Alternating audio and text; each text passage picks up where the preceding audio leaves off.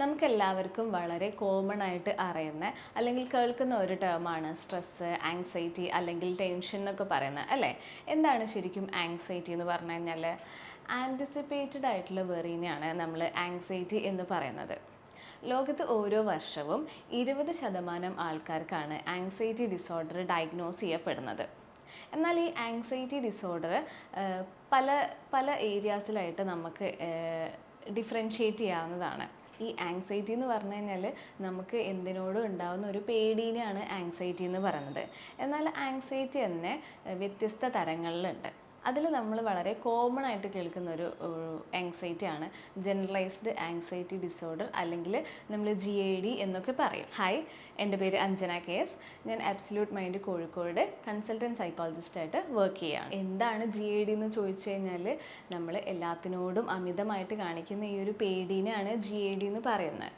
Research പ്രകാരം adult പോപ്പുലേഷൻ്റെ 3% ആൾക്കാർക്കാണ് GAD ഉണ്ട് എന്ന് പറയുന്നത്.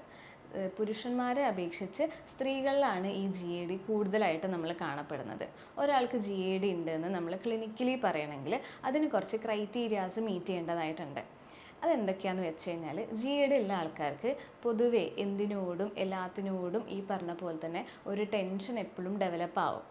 അതുപോലെ തന്നെ എല്ലാ കാര്യങ്ങളിലും ശ്രദ്ധിക്കാനൊക്കെ ഒരു ബുദ്ധിമുട്ടുള്ളതായിട്ട് വരാം. അതുപോലെ തന്നെ ചിലർക്ക് അവർ എന്തിൻ്റെങ്കിലും ഒരു അറ്റത്ത് അല്ലെങ്കിൽ ഒരു മുനമ്പിൽ നിൽക്കുന്ന പോലെയൊക്കെ ചിലർക്ക് അങ്ങനെയും ഫീൽ ചെയ്യാറുണ്ട്. അതുപോലെ തന്നെ GAD ഉള്ളതാണ് അവരിൽ കാണിക്കുന്ന ഫിസിക്കൽ സിംറ്റംസ് എന്ന് പറയുന്നത്. അതായത് ഈ ടെൻഷൻ കാരണം അവർക്ക് തലവേദന ഉണ്ടാവാം, തലകറക്കം ഉണ്ടാവാം, അതുപോലെ തന്നെ വയറ്റിലൊരു ഡിസ്കംഫേർട്ട് ഉള്ള പോലെ ഫീൽ ചെയ്യാം, ചിലർക്ക് അമിതമായിട്ടുള്ള സ്വെറ്റിംഗ് ഉണ്ടാവാം, ചിലർക്ക് കൈ വിറയലുണ്ടാവാം. ഇങ്ങനെ പല ഫിസിക്കൽ സിംറ്റംസും അവർ കാണിക്കാം. ഈ പറഞ്ഞ ക്രൈറ്റീരിയാസ് ഒക്കെ മീറ്റ് ചെയ്യുമ്പോഴാണ് ഒരാൾക്ക് GAD അഥവാ ജനറലൈസ്ഡ് ആങ്സൈറ്റി ഡിസോർഡർ ഉണ്ടെന്ന് നമ്മൾ പറയുന്നത്. നേരത്തെ പറഞ്ഞതുപോലെ തന്നെ മറ്റുള്ള അസുഖങ്ങളിൽ നിന്നും ആങ്സൈറ്റീനെ അല്ലെങ്കിൽ GADനെ ഡിഫറൻഷ്യേറ്റ് ചെയ്യുന്നത് ഇതിൻ്റെ ഫിസിക്കൽ സിംറ്റംസ് തന്നെയാണ്. ഈ ഫിസിക്കൽ സിംറ്റംസ് എന്തുകൊണ്ടാണ് ഉണ്ടാകുന്നതെന്ന് വെച്ച് കഴിഞ്ഞാൽ, ആങ്സൈറ്റി ഉള്ള ആളുകൾക്ക് പൊതുവേ ചിന്തകളുടെ എണ്ണം വളരെ കൂടുതലായിരിക്കും.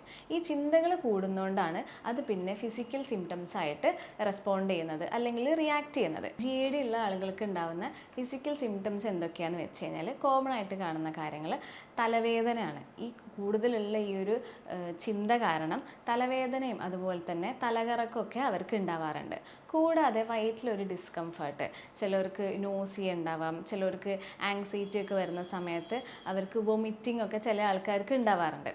അതുപോലെ തന്നെ വളരെ ആങ്സൈറ്റി ഉണ്ടാക്കുന്ന സിറ്റുവേഷനിൽ മസിലൊക്കെ നമ്മൾ ടൈറ്റ് ആവുന്ന പോലെ, ചിലർക്ക് IBS പോലെയുള്ള, അതായത് ഇറിറ്റബിൾ ബവൽ സിൻഡ്രോം പോലെയുള്ള അസുഖങ്ങളൊക്കെ ഉണ്ടാവാറുണ്ട് ഇതിൻ്റെ കൂടെയായിട്ട്. കൂടാതെ തന്നെ GAD ഉള്ള ആളുകൾക്ക് അമിതമായിട്ടുള്ള വിയർപ്പ്, അതുപോലെ തന്നെ ചില സമയത്ത് ഈ ടെൻഷനൊക്കെ വരുന്ന സമയത്ത് ശ്വാസം കിട്ടാത്ത ഒരു അവസ്ഥ ഉണ്ടാവുക, ചില ആളുകൾക്ക് കൈയും കാലും ഒക്കെ നംനെസ് ഫീൽ ചെയ്യാൻ നമ്മൾ പറയില്ലേ, അതുപോലത്തെ ഒരു കണ്ടീഷൻ ഉണ്ടാവുക, ചില ആളുകൾക്ക് യൂറിൻ പാസ് ചെയ്യാനുള്ളൊരു ടെൻഡൻസി ഉണ്ടാവുക ടെൻഷൻ കാരണമൊക്കെ.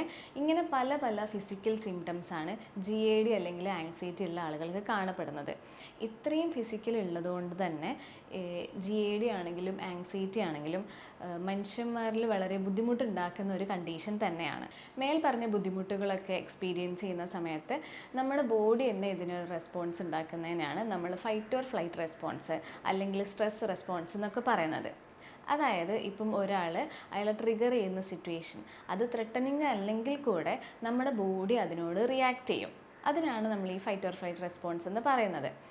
അതെന്തുകൊണ്ടാണെന്ന് വെച്ച് കഴിഞ്ഞാൽ, നമ്മുടെ ലൈഫിലുള്ള എല്ലാ ഈവൻസിനെയും നമ്മളെ ബോഡി ഒരു ത്രെട്ടനിങ് സിറ്റുവേഷൻ ആയിട്ടാണ് കാണുന്നത്.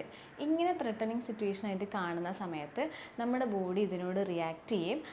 അതിന് ഫോളോ അപ്പ് ആയിട്ട് ഹാർട്ട് ബീറ്റ് കൂടുക, അതുപോലെ തന്നെ ബ്രീത്തിങ് ഡിഫിക്കൽട്ടി ഉണ്ടാവുക, മസിൽ ടെൻഷൻ ഉണ്ടാവുക, ഇതൊക്കെയാണ് ഈ ഫൈറ്റ് ഓർ ഫ്ലൈറ്റ് റെസ്പോൺസിൽ നമുക്ക് ഉണ്ടാവുന്ന നമ്മളെ ബോഡി കാണിച്ചു തരുന്ന റെസ്പോൺസസ്.